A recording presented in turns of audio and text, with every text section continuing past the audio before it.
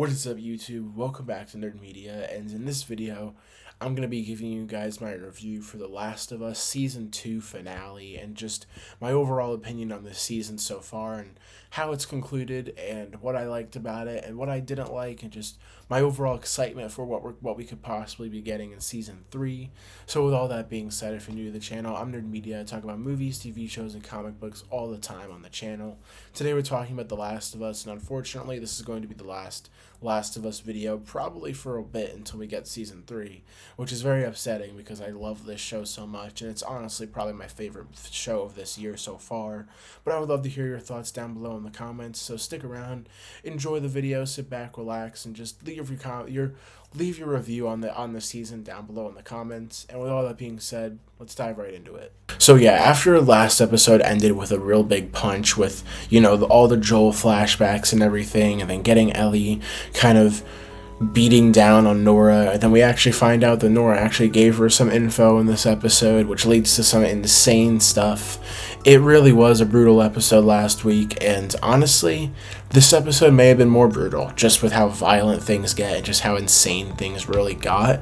And I think that one of the standouts of this episode for me was probably the Jesse and Ellie duo, because I think their dynamic and their kind of relationship arc that those two go through in this episode is really kind of like, you really feel it, especially at the end of the episode. And I really think that was done really well, because obviously now with some new conflicts that rise with these two, it gets really intense, and he is obviously very upset that Ellie went to Seattle, but I think that all of that was handled really well, and I'm really happy that we got to spend time with Jesse before what happens at the end.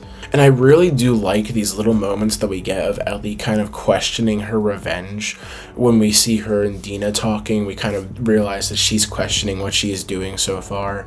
And then at the very end of the episode, we see her questioning it really, really hard because of what happens, which I gotta say, that scene was very shocking. I really could not I couldn't even really fathom what was happening, because that was just a really insane scene.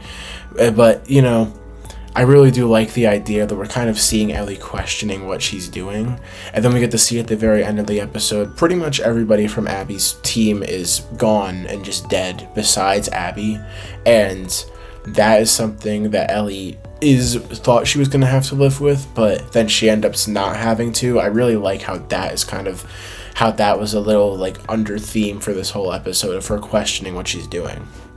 And then after we see Ellie and Jesse kind of go on their little adventure to find Tommy, we run into some really intense stuff that really kind of fuels the motives of Jesse's character, where we see the Fireflies kind of surrounding one of the people from that cult. I forget the name of the cult, but it was a very, very intense scene, and honestly, I was on Jesse's side for that scene, because you can't really do much about it. I mean, it's not really your fight, but it's also, it's 5 against 2, you can't really do much about it, but it was very intense. And then obviously after we see those two get into an argument, we see Ellie go on her own little adventure, which I gotta say is probably one of the most stressful moments. It's probably the most stressful 20 minutes of this entire season, which is really saying a lot, because this season has been very stressful. But seeing Ellie get kind of washed up by the wave and then end up on the island with that coat and almost dying, getting very, very lucky and saved, and then going down to the aquarium where she thought Abby was, and then she kills the 2 people there, and then she realizes that the girl was pregnant, and then it's just very, very insane and intense stuff. It's very emotional, and it was very, very stressful, because it was a very heartbreaking moment when that does happen. And it's very heartbreaking even more that she didn't actually save the child, which I think, in a way you don't really know how to, but it's also just very, very sad. And I thought that was probably the most shocking thing of this season by far, and it was just very insane to me. And it was just yet again another scene that really fueled Ellie questioning her motives and what she's actually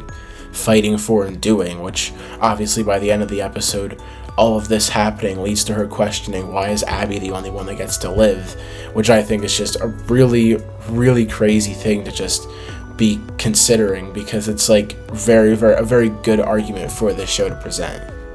But yet again, this episode doesn't stop with the jaw-dropping moments, because we really get to see probably the craziest cliffhanger they could have left us on in the end of this episode.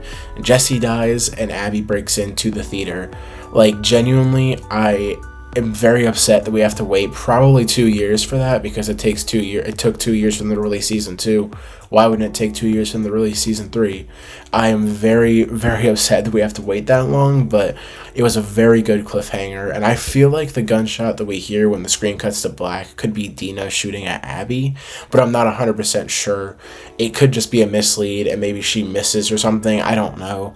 Very insane ending, and I think that it's very crazy that Jesse is already dead. Like, that was a very shocking moment to happen, and I really loved how this episode ended, and now we're probably going to be getting the first 3 episodes of season 3 are probably going to be Abby's POV of Seattle, day 1 through 3, which is really awesome. Like, I really am excited to see that, and I love when stories have different things going on at different times with different characters, but it's all happening in like the same timeline at the same moments.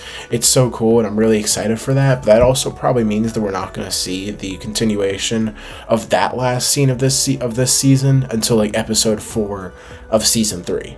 And unfortunately, I do kind of find that cliffhanger a little bit frustrating, considering how long we're probably going to have to wait. But overall, I just love this season so much. It's my favorite show of the year right now. And I don't really know if that's going to change, because we're living in a time where we have The Last of Us and Andor coming out at the same time. And the only reason Andor isn't number 1 is just because I don't think it was as good as season 1. But this show was just great. I loved it, and I really enjoyed having the week-by-week watches and just doing reviews on them for you guys. I'm very excited to do that for season 3. It's genuinely going to be super exciting. I overall love this season so much, and I would love to hear your thoughts down below in the comments. So with all that being said, if you're new to the channel and you stuck around this long, thank you so much. I really appreciate it. It seriously means a lot.